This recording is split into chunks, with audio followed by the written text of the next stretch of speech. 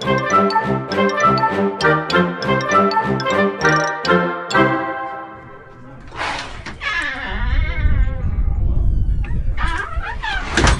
Keith.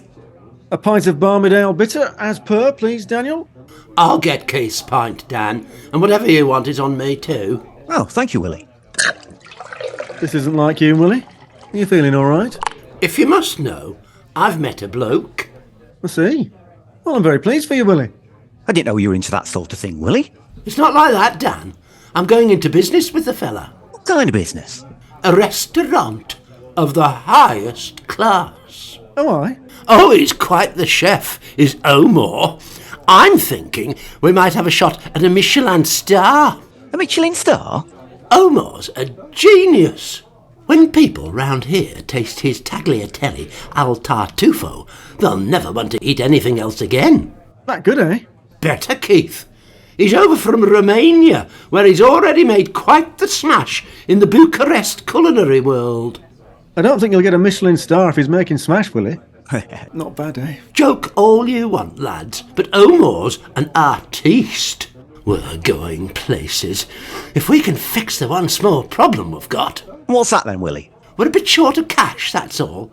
Omor's invested, obviously, along with his silent partner, and I'm in for 10 grand, but we still need another 10 grand to get everything in place and stay on track to open next week. I see. If you know of anyone who might be interested, you'll have to let me know. We're offering 10% for anyone who stumps up the remainder. It's a good deal, lads. If you know anyone.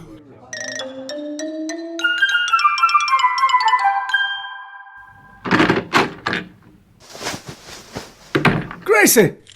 Gracie, where are you? In the spare room, sewing up that hole in your M&S everyday slacks. Well, you can forget doing that sort of thing, Gracie. The days when my wife has to double as my seamstress are over. You and I will be getting a whole new wardrobe before Christmas. What are you talking about, Keith? You are looking at the proud co-owner of Barmydale's newest restaurant. You what? I'm a partner in a new restaurant, and it's going all the way to the top. You don't know anything about running a restaurant. I don't need to. That's the beauty of it. I just get 10% of the profit at the end of every month. No work? 0. All we have to do is show up for the opening night, which is Friday next week, by the way. Then we sit back and watch the money roll in. Oh, who are we in business with then? Dan and Sharon are sharing our 10% stake. One-eyed Willy's in for another 10%. Then there's the chef and his silent partner. Who's a silent partner? Well, I don't know, do I? He's silent. Oh, I hope it's someone respectable. Of course it is. It'll be someone muddied, won't it? And possibly so refined that they don't want to draw attention to themselves. My guess is Lord Palmer. Oh, well, it is quite exciting, Keith. It certainly is, Gracie. We're entrepreneurs now. We'll be mixing with a whole new class of people soon. Ooh.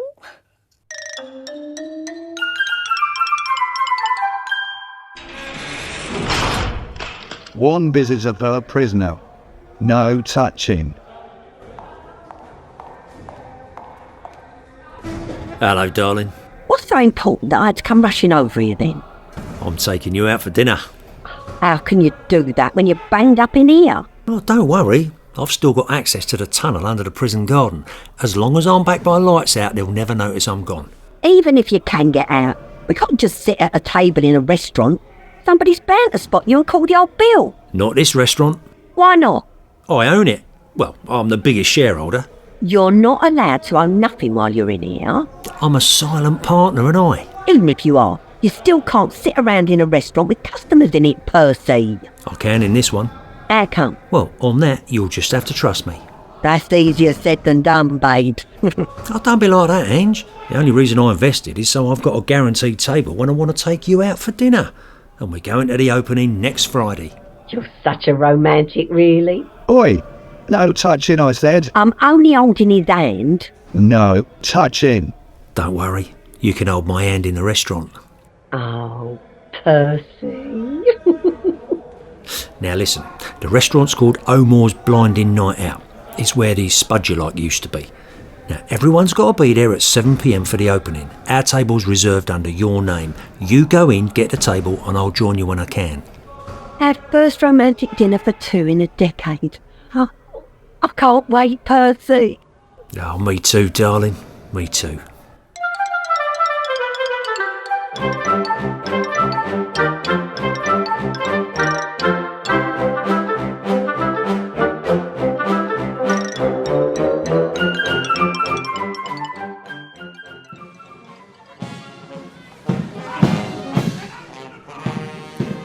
It's quite a crowd, isn't it? Willy says we're booked out. Why is everyone standing outside? It's freezing. The Mayoress is going to cut the ribbon. Then after that, those with reservations go inside. Well, I suppose it does all look very impressive. I have to admit that when Dan first told me what him and Keith had done, I was sceptical. But looking at all these people, I must say, I'm very proud. Thank you, Sharon. I told you this was a good move. Hello, lads. Ready for the big night? Well, it's all looking good, Willy. It is. Now, don't go anywhere. I'll introduce you to Omor. Who's Omor? He's the chef, our business partner. Keith, Dan, meet your chef extraordinaire, Omor. Good to meet you last, Omor. Aye, very good. This is Sharon, my wife. And this is Gracie. It's pleasure to meet you on night of glorious opening of restaurant. They're over here, Omor. Oh, sorry, am I facing the wrong direction? That's okay. They understand, don't you, lads? Aye, no problem. I want to thank you for backing my business venture when so many others cannot see beyond my visual impairment. No, well, Omor, we believe in diversity and all that stuff, don't we, Dan? Oh, we do, Keith.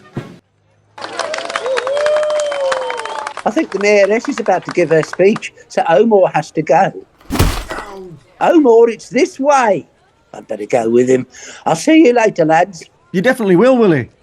You didn't tell me the chef's blind, Keith. As long as the food's all right, it doesn't matter, does it? No, I suppose not. Unless you think that blind folk aren't as good as the rest of us. You know I'm not saying that. Good, because we won't tolerate that kind of bigotry about our chef, will we, Dan? Oh, certainly not. We're backing him 100%, aren't we, Keith? We are, Dan. Can I have a word, Keith? Yes, Dan. Excuse us, ladies. Did you know he was blind? No, I didn't blinking know. Well, how could he cook if he can't see? No, I don't know, do I? Oh, this is a disaster, Keith. Now, don't panic. Willy's sampled the food, hasn't he? And he says it's magnificent. Aye, that's true. And I'm sure he's got a team of dedicated staff around him who can help him. You're right. I'm panicking for nothing. All we have to do is sit back and enjoy the occasion. Starting with the Mayoress opening our restaurant with a speech. You're right. Let's just enjoy it. Ladies and gentlemen, I am delighted to open Barmydale's first new restaurant for 15 years. So, it is with great pleasure that I cut this ribbon and I welcome you over the threshold of a more blinding night out. Can I have the big scissors, please, darling? I thought you were bringing them. You always bring the big scissors. Well, that's why I thought it was your turn. They must have scissors somewhere inside this restaurant. Why don't you go? Yes, Just yes, go. all right. Ladies and gentlemen, before we cut the ribbon, let's have a few words from our new restaurateur, Omor. Microphone is here, Omor. Hello, people. It has been a long journey for me from working in family business in Bucharest to fulfilling my dream of owning restaurants. Following unfortunate incident in family business, I am now blind. But you know, when God closed door, he opened window. And when person lose their sight, their other senses often develop. For some, their hearing gets sharper. Others develop extrasensory perception. In my case, I now have super sensitive taste buds, which is why I gave up my life in family business in Bucharest to become chef. Tonight, you will not only eat my food, you will also have the gift of eating it like I do, in complete darkness. There you will find your sense of taste intensifies. But don't worry, all my staff are also visually impaired, so they have a well-honed set of skills to help guide you through the evening. So, get set for the culinary experience of your life. You didn't tell me it was a dining in the dark experience, Keith. Oh, did I not? Well, it is. And we think that's a surefire winner, don't we, Dan? We do, Keith. Can I have a word, Keith? Excuse us, ladies. Did you know about this? No, I didn't blinking know about it. Where's Willy? In hiding, if he knows what's good for him. Oh dear. Here you go, dear. Scissors, one pair of. Took your time. It's pitch black in there. There's only one working light switch and none of the staff have needed to look for it before. Right, everyone. I now declare Omor's blinding night out open!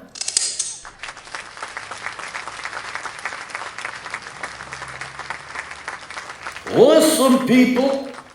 It's very dark inside, so come in one table at a time, and my highly trained team of visually impaired waiters will lead you carefully to your seats. And remember to hand your phones to them so there's no cheating with torches when you're inside.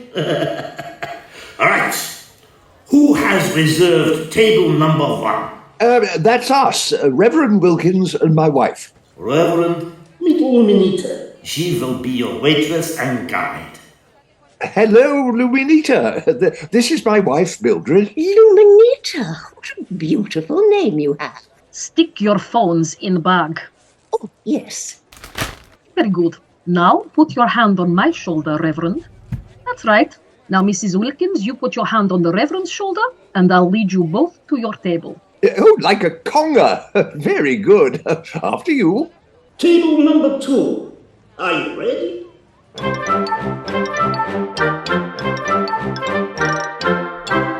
To find out what happens next, download the next part of this episode when it comes out next Friday. And if you enjoy Barmydale, you can support the show at buymeacoffee.com/Barmydale.